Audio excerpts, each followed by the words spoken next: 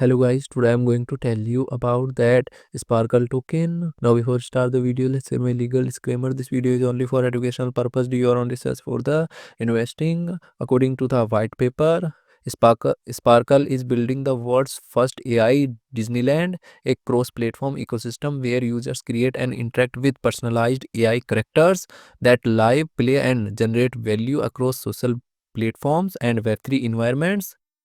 Unlike static AI tools or isolated gaming experiences, Sparkle introduces living AI persons that exist persistently across social media platform.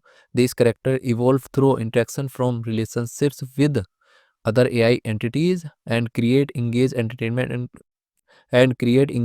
entertainment content while generating economic value for their creators.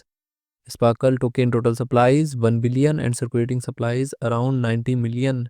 Triple S token. Triple S token is listed on Binance Alpha, Gate.io and other exchanges. If I share my opinion with you, then this project up to 70% chances is that it is a legit or good project. So guys, don't take my opinion as a financial advice. Do your own research for the investing. Thanks for watching.